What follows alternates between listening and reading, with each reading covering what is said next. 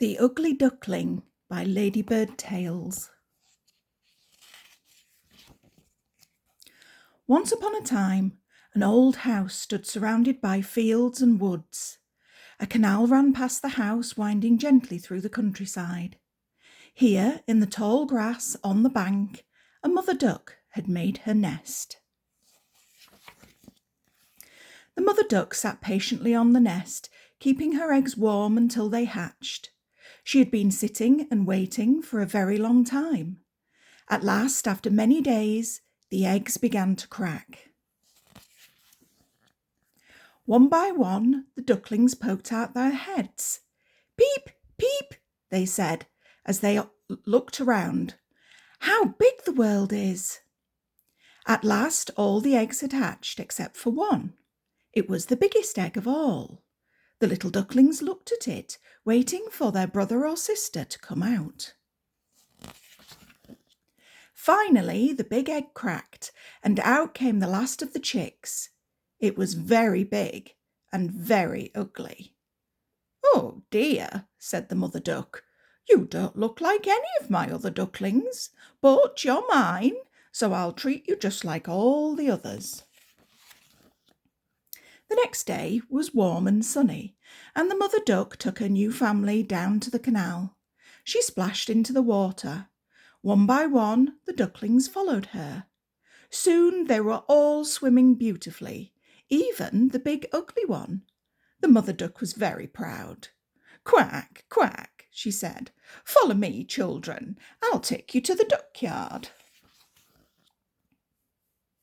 When they reached the duckyard, the mother duck said, "Walk nicely and stay close to me, and make sure you are polite to that old brown duck over there. She is the most important duck in the yard." The duckyard was very noisy. The ducklings stayed close to their mother as the other ducks gathered round to look at them. "Your children are very beautiful," they told the mother duck, "except for that big ugly duckling." "Go away, you don't belong here," the ducks quacked at the ugly duckling. "Leave him alone," said the mother duck, but the other ducks would not listen. "He's too big," they said, pecking at him and biting him. The ugly duckling was so unhappy in the duckyard that he ran away. The ugly duckling ran until he came to a great marsh where the wild ducks and geese lived. He hid there in the reeds, trying to rest. When the wild ducks and geese found him, they asked him what kind of a duck he was. The ugly duckling didn't know. "Well, you're very ugly," they said, laughing at him. The ugly duckling was frightened in the marsh, so he ran away again. He ran over the fields and meadows and down a long winding road. The wind blew, and the duckling was cold and tired. As evening fell, the duckling came to a little cottage.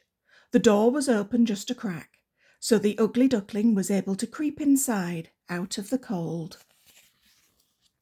In the morning, the old woman who lived in the cottage found the ugly duckling.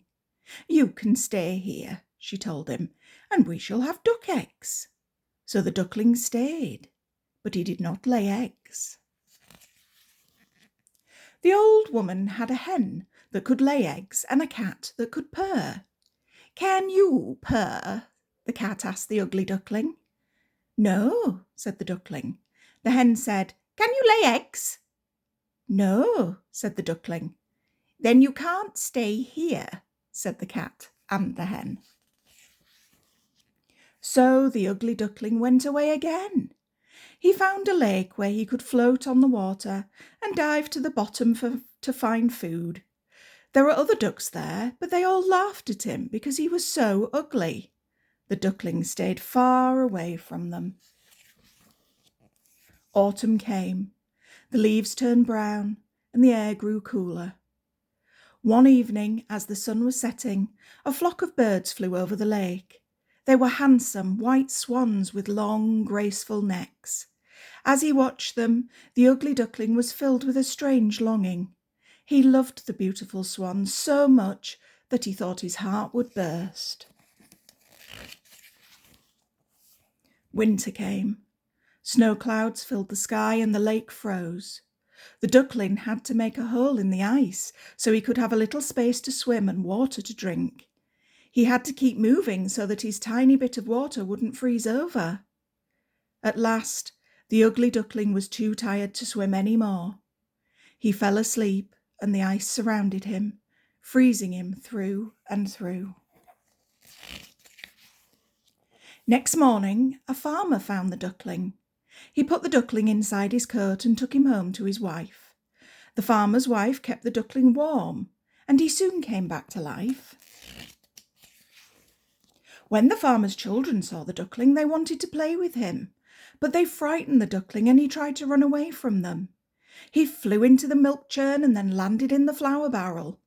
The children laughed and shouted and tried to catch him. The terrified duckling ran away and hid. All through the long cold winter, the duckling hid in the reeds of the swamp. At last springtime came, and sunshine warmed his feathers. The duckling spread his wings. How strong and powerful they were now! He flew into the air, away from the swamp. After a while, he came to rest in a gently winding canal. 3 beautiful swans swam towards him. They are coming to chase me away, the duckling thought. But the swans said, "Welcome, please come and join us." The duckling looked at his reflection in the water.